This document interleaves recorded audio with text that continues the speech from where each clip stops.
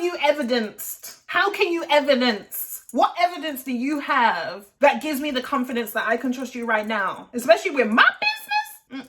Suits Season 1, Episode 12, Dogfight. 40 plus minutes of trading trust with the truth. Netflix, let's run it back. Welcome back to my channel. It's Liv, living life with locks and learning lessons along the way. And in this video of Must Watch Gotta Learn, we are following one case and one case only. So if you've watched my last video, you will know that I talked about a case that was really stressing Harvey Specter out. He was finding out some stuff about his former mentor, his former boss, Cameron Dennis, who actually turns out to be a ballistics guy called Kurt McVeigh from the TV series The Good Wife, which may or may not be a series that I cover on Must Watch Gotta Learn, but we'll see. But he was digging up evidence that had been buried on several cases, and there was one in particular that caught his attention. A man who had been put down for 16 years, and at the point at which Harvey realized that that man was innocent, he had already served 12 years of those 16 years. So Harvey is now determined to get him out. So that happened towards the end of Season 1, Episode 11. So if you want to catch up on Harvey Specter's story arc around finding out the truth about his former boss, his former mentor, then I would say watch that episode and then come back to episode 12 and then watch my commentary on it to really help you put it all together if you've never watched Suits before, or if you're watching it for the first time after a really, really long time. So that's the case that is focused on in this episode, and I would say it's probably the first time in this season where there's only really one case happening. So this case is the focal point, and what I've said in previous video commentaries is that usually there's a couple of cases happening at the same time, which you experience through Mike's character, where he's working on a main case with Harvey and a pro bono case maybe delegated down from Harvey, maybe given to him by Lewis, or of the three top lawyers, so Jessica Pearson, the named partner, managing partner of the law firm Pearson Hardman, Lewis Litt, who is still currently a junior partner and he's still feeling some type of way about not getting his promotion, and Harvey Specter, who's a senior partner who was promoted in the pilot episode of the series. Of those three, there's usually two cases between them, and even if they're all on the same one like we've seen in previous episodes, there's usually something else going on in the office that causes them to create another storyline to focus on. But I'd say everything that happens in this episode is centered around this one case that Harvey's pushing for and Harvey's fighting. Mike is involved, Lewis is involved by trying not to be involved, Jessica is involved by putting her trust in the involvement that Harvey's having or putting himself in by being a part of this case, the situations that Harvey's putting himself in by being a part of the case. And then Rachel's involved because Mike's involved, and them two are trying to level out the tension going on between them. And then even all the other side characters are kind of involved because Trevor's back in the picture, Jenny's still in the picture. So this is the first episode in a few episodes where both Trevor and Jenny are in the same episode, because I think I literally just said in the previous video that there seems to be like a ping pong between Trevor and Jenny. One episode has Jenny but doesn't have Trevor, and then another episode has Trevor but he doesn't have Jenny. But this one has both of them. Let's kind of go into the details of this case and the storylines that are kind of unfolding and why I say trust is being traded for the truth. This feels very much like a tell-all, but also don't quite say it explicitly. There's a lot of suspicions that are dropped and question marks being thrown around. You have to watch this episode to really understand the dynamic of trust in a relationship. That's probably what I would say, because you see trust come up in the relationship between Harvey and Donna. You see trust come up in the relationship between Jessica and Harvey. You see trust come up in the relationship between even Jessica and Lewis, because they place their trust in Harvey in different ways, which you see throughout the series. So in this episode, Lewis doesn't trust that Harvey can win. As a result, it's going to have a detrimental negative impact, financial or otherwise, reputation or otherwise, on the law firm. But you know that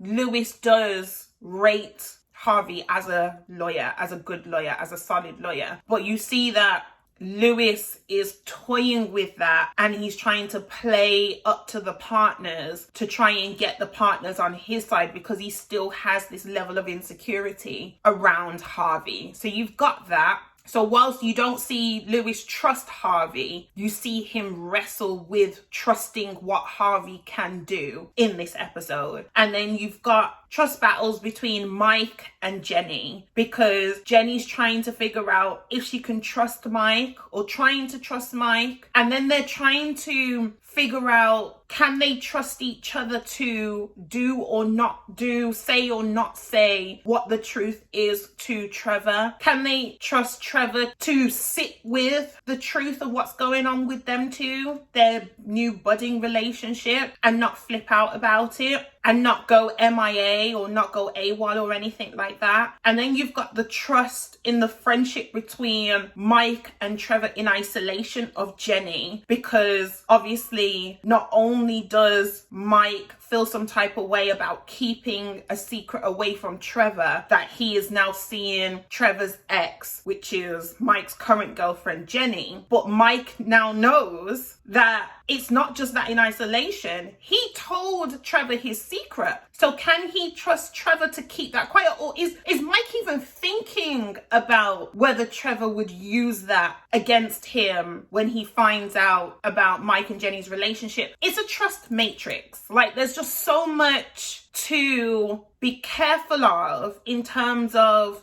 every move you make could set a bomb off. Now, we know the biggest secret of this series, and particularly the first X amount of seasons, is about Mike. And I say X amount of seasons because at some point it comes out, okay? I'm going to say that, but I'm not going to say how, I'm not going to say when. We're going to take one episode at a time, one season at a time, and unpack it together. There are some things I'm going to let you know if you haven't watched Suits already, or if you need reminding, because it's been a while since you watched it, and I think you should really watch it, rewatch it with me, and then come in the comments and let's talk. So Mike's secret does come out eventually. Everyone knows. We already know because we are part of the in crowd, but in the Suits world, all of them gonna find out. We are already part of the Mike club. We already know Wagwan, but everyone else gotta find out Wagwan. So it's a trust matrix in this episode. I would even go as far to say Harvey is wrestling with his trust with himself.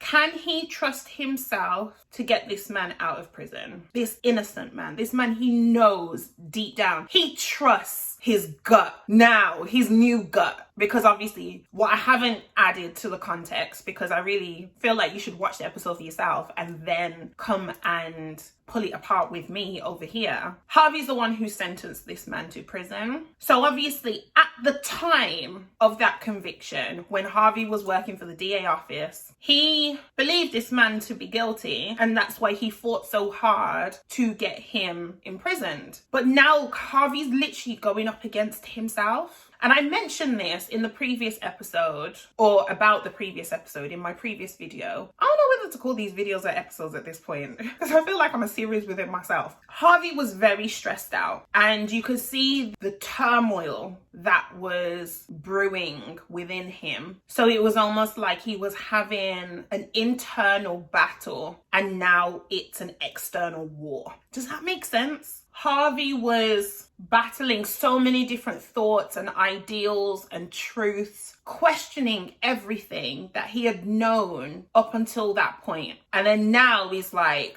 I'm ready. And he's going to war with the world about this case and trying to right a wrong. I very much feel like this shows that Harvey cares. In the first episode and in a few episodes since, we talked about, and when I say we, I'm talking about you and I, of course. We talked about Harvey saying that you can either care or you can win. So Harvey is usually on the winning side, he's usually thinking about the win. So it comes across that he doesn't care, or doesn't personally care, or doesn't emotionally care about the client's feelings, but cares about winning. And so therefore, that's why I say he's a bit of both. The way it's verbalized, the way it's scripted in the dialogue in the first few episodes, because you do see a shift in Harvey throughout this season. You see a greater shift across the series, but there is a shift in Harvey throughout this season. Harvey in episode 12 is different to Harvey in episode 1. And so let me know if you see that too. But in the beginning, he almost seems cold and polished and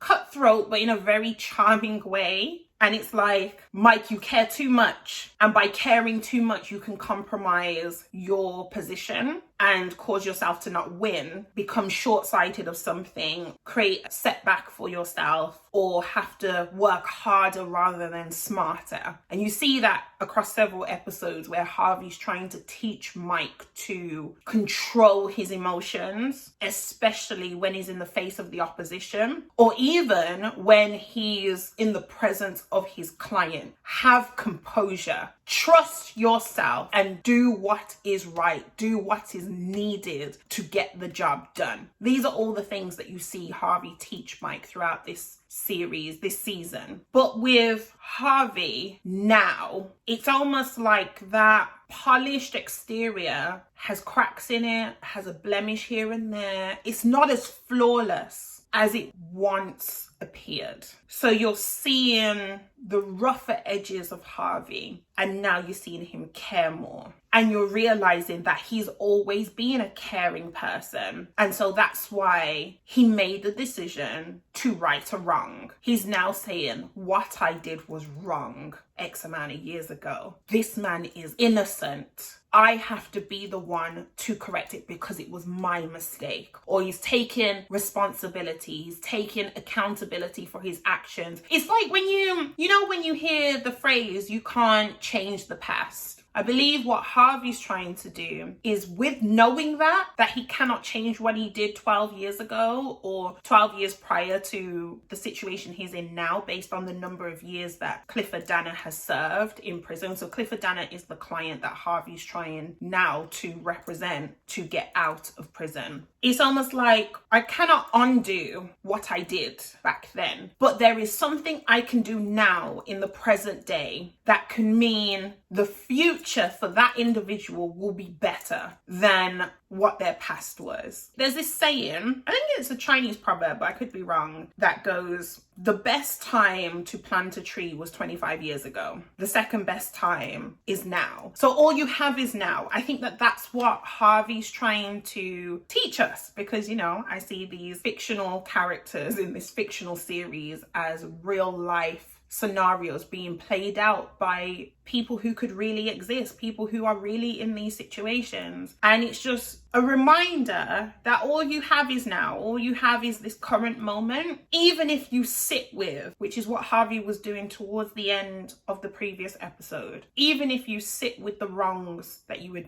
previously done, that doesn't mean you cannot right those wrongs or do your best to right something in the present to allow you or enable you to set your path back on track or someone else's life back on track moving forward. That's why apologizing for things you've done wrong or things you said that are wrong, or trying to sow positive seeds that help you to cleanse your conscience of things that you can no longer change or don't have the opportunity to change, because some people cannot right certain wrongs, but that doesn't mean that there is an abundance of right that you can do now to cleanse your internal space. So what Harvey's doing is going to war for this man, because one, it's going to help that man have a better life, a better quality of life. And it's also going to help cleanse Harvey's conscience of what has been done wrong in the past. So there's just a lot of revelation in this episode. I feel like I've really sat with Harvey for the last couple of videos commenting on episodes of Suits. You can easily think Harvey can take care of himself. Harvey's fine. Harvey's good. Like, Harvey's the best closer in the city, all that kind of stuff. But their titles and their their positions and they are external opinion. But when you look at the man, when you listen to the man, when you really put yourself in his shoes and see him, you look him in the eye and you feel what he's feeling,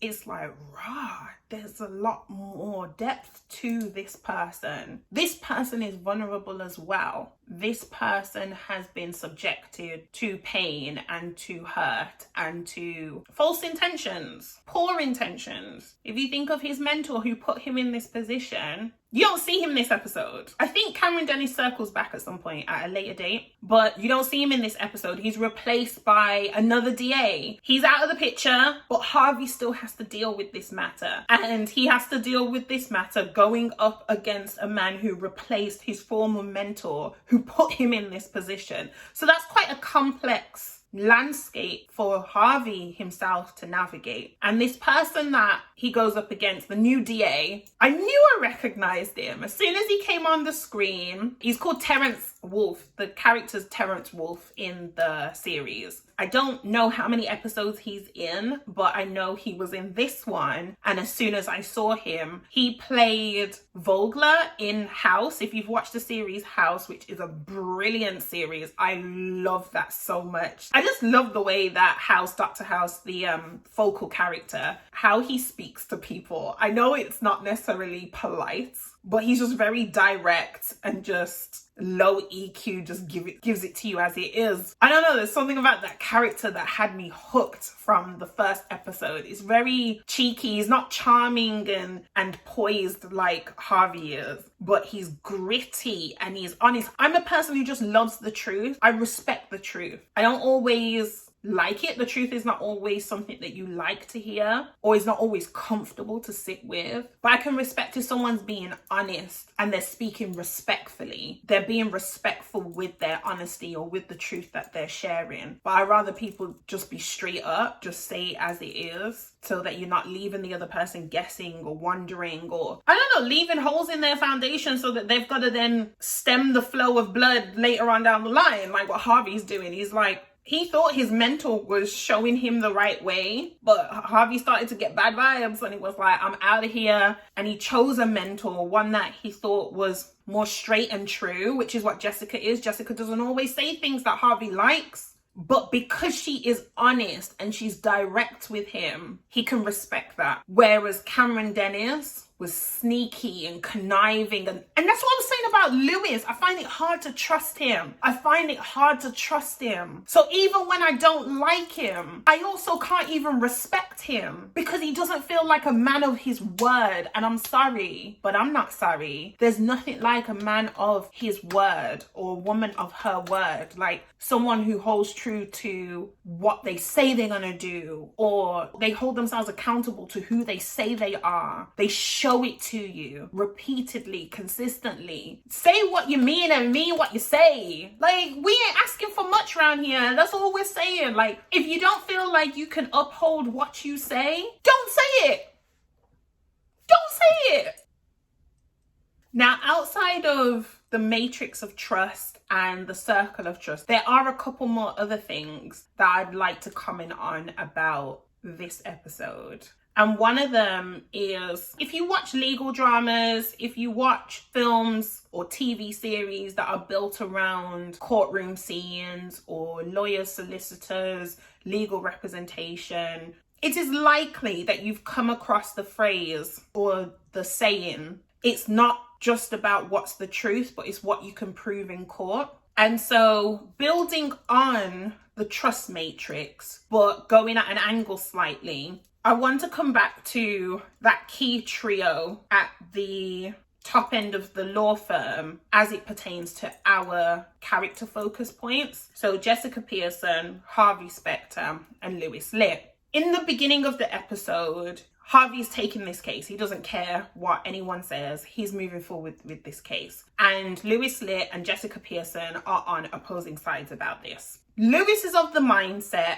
that he doesn't feel like what Harvey thinks he can do and what Harvey will actually be able to do are the same thing. Whereas Jessica believes that those two things are the same thing. They are equally weighted. What Harvey says he thinks he can do, Harvey can do, because Harvey's a closer. Harvey's a completer finisher. He's someone who will start something and not let up until he's succeeded, which is very true. So you can see why Harvey has Jessica's support, but you also, based on what you may have picked up about Lewis, you can see why Lewis doubts him. Lewis thinks a lot about reputation, and it's not to say that Harvey doesn't, but I would say the Terrence Wolfe character, the current DA, or district attorney, because you hear a lot of abbreviations in this, but district attorney for anyone who's not based in the US. But as I said, I'm not a legal professional. I don't have legal expertise, so I am open. I am receptive to correction in the comments. Let me know. Let the world know. Let anyone who's watching this, who's part of the Must Watch Gotta Learn community, know the truth. That's fine. Or Google it. So through the Terrence Wolfe character, you hear him say about himself, not about Harvey, I don't care what other people think of me. I care what I think of me. What I feel is very smart about the script writing, I love it, I love it, I love it, I love it, I love it, is that sometimes secondary, tertiary, ad hoc characters are used to say things about themselves that any of the main characters may have said about themselves. So it's a bit like a mirror. And there's actually a point when, not based on that exchange, but there is a point in this episode where Harvey looks at the new DA and says, I like you. It's more towards the end when an agreement has been made and Clifford Danner is released, and therefore he gets to have the rest of his life outside of prison. So basically, Harvey does what he thought he would be able to do and what he said he was going to do and what he actually showed up and did, right? So when that's all settled between prosecutor and defense, Harvey has an exchange with the DA, Terrence Wolfe. I think Terrence Wolfe made a comment about the bruise that Harvey had on his face. There is a fight that happens in this episode. So watch it. Watch the episode and then come back here. And just as Harvey leaves, he says, I like you. And so what's interesting is if you want to overthink it, if you want to go into it at that level, you could say that there was a mirroring. There was almost like a cleanse. Yes. I've only just thought of this. There's like a cleanse of Harvey's experiences at the DA office, because if you remember the episode when Cameron Dennis showed up for the first time, he was described as Harvey's Harvey. But then throughout that episode and with time, Harvey actually wanted to distance himself from Cameron Dennis, not just physically by choosing to go to work for Jessica and stop working for Cameron Dennis, but also the more he learned about the truth behind Cameron Dennis's success rate, so his integrity is heavily questioned in this series. I'm not saying that Cameron Dennis didn't put away bad people or people that deserve to be put away, but it's the way in which he went about things that's the issue in terms of the maneuvers that he made in order to get the job done. And it has resulted in cases such as Clifford Danner, where the wrong person was put behind bars based on evidence that was buried, etc., etc. So Harvey's distancing himself away from Cameron Dennis the more he learns about Cameron Dennis. Enter new DA, and by the end of the episode and the end of that chapter, that case against that new DA, it's almost like Harvey has either a new lease of life or he can exhale.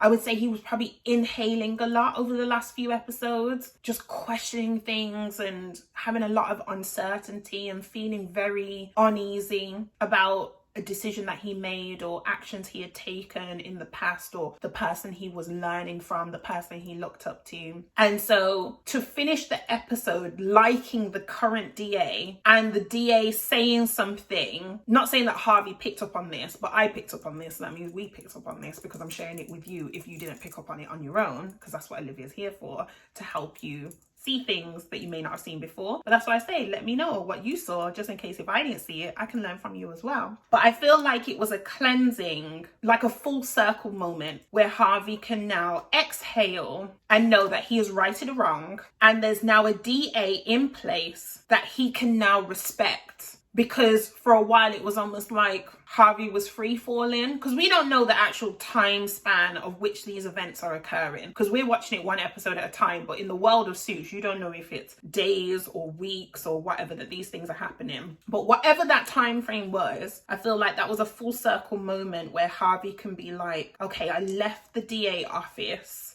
with doubts about the intentions or the maneuvers of that current DA, who I would never go up against, who I would never volunteer to put down, but I would also not perjure myself, which basically to lie on the stand in layman terms. Correct me if I'm wrong from any legal professionals out there. But now he's seeing that a new person is in place and he can respect that new person that's there. He actually now likes that person who's there. So he went from liking Cameron Dennis to, I don't know, hating Cameron Dennis. Hate is a strong word, but maybe despising Cameron Dennis, to now liking the person who's now replaced him. And I think someone getting Harvey's respect is someone who deserves our respect. Let me just say that. I'm Team Harvey over here.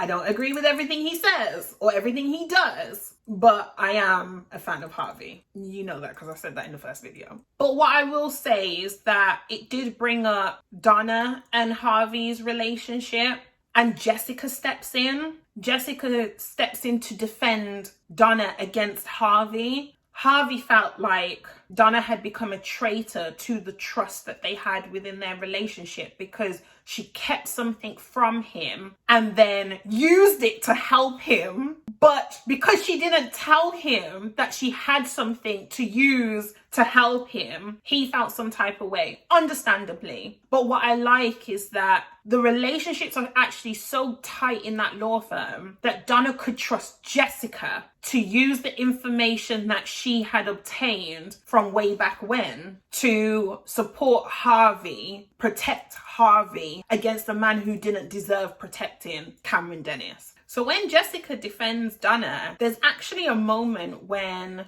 Harvey confronts Donna to almost address the way that he's been treating her based on what she did to help him anyway. And you do see a shift in power dynamics, because when Harvey comes, almost like a dog with his tail between his legs, and sits at Donna's desk whilst Donna's standing up with her back to him, there's a shift there in power dynamics between the two, because Donna is Harvey's PA, but is Harvey coming to ask for forgiveness, apologize for his behavior or the way he was speaking to her, or what he began to think of her, because he felt like she was a bit of a traitor for not telling him stuff. There's that trust matrix again. So even though I'm kind of going against trust slightly and I'm thinking of the dynamics of the relationship, you still circle back to trust in a relationship, which tells you that trust is so important in any relationship, work relationship, friendship, a spousal or a romantic relationship, sibling relationship,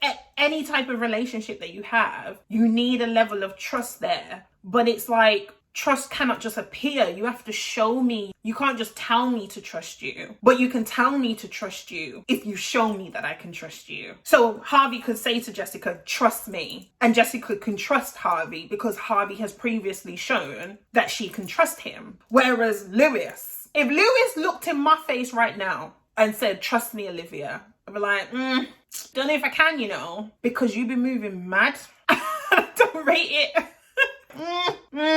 Can I trust you though? How have you evidenced? How can you evidence? What evidence do you have that gives me the confidence that I can trust you right now? Especially with my business? So coming back to the Matrix. Donna trusted Jessica with the information she had. And Jessica trusted Donna that the information Donna had could be used to protect Harvey. And even without having to ask, Donna could trust Jessica to stand with her, even when Harvey is seemingly against her. Now, Harvey is not like against Donna, but he does feel some type of way about being left out of the picture. But you understand all sides. And trust doesn't necessarily mean you've got to like what you're trusting in, but can you respect the person who's asking for that trust, whether they're actually using words to ask or whether they are either expecting it or they are expressing in some format that they need you to trust them with what they're about to do or say or whatever move they're about to make. So trust is a big thing in this episode. Now, trust I've mentioned in previous episodes, but I would say that this episode is consumed by it. This episode is consumed by the truth and trust and telling all. So now let's move slightly away from the case with Clifford Dana and the turmoil that Harvey's feeling and talk a little bit about the personal relationships that are going on and how it's setting up for season 2. So in no particular order, I'm starting off with the line that Jessica served Lewis, which felt so good, where she literally said, "Lit, nothing and nobody." I thought that was so rank, but I respected it and I rated it so much. She said to Lewis's face that he will be running a firm of lit, nothing and nobody. Now, I'm sorry, but Lewis needed to be checked. Now, this comes back to bite Jessica later on. And I do feel like if ever there was an example of how to make someone feel devalued, undervalued, belittled, patronized, condescended, whatever you want to use, then that is a solid example of that. But the way in which she delivered it, I have to say I rate and respected it, because in that moment, it was like when you watch it for the first time, if you've not watched it for a while or if you've not watched it at all, that line, I mean, that's both intelligent and extremely comical script writing. Lit, nothing and nobody. That's mad. To say that to someone's face, that is extremely hurtful. I know it's really hurtful. Now, a small part of me, like 10% of me, feels some type of way about hearing that, because I'm a huge advocate for uplifting people, pouring into people, making people feel valued. But because it's Lewis Lit, there's something about this man that irks me, just upsets my spirit in this first season. I'm trying to hold true to the feelings that I would have if I was watching this for the first time. And the Lewis that is presented in season 1 is one that is really hard to get behind, really hard to stand side by side with, really hard to put your arm around and say, you know, I got you. It's really hard. Now, the Lewis that I know across the series, because I've watched this series multiple times, I can do that. My heart does go to Lewis. Like, I do love Lewis to an extent. I rate him and respect him over time. He has to graft for my trust. He has to graft for my friendship. He has to graft. He has to really show it. Now, I know people say I shouldn't have to prove anything to you, or I shouldn't have to convince you.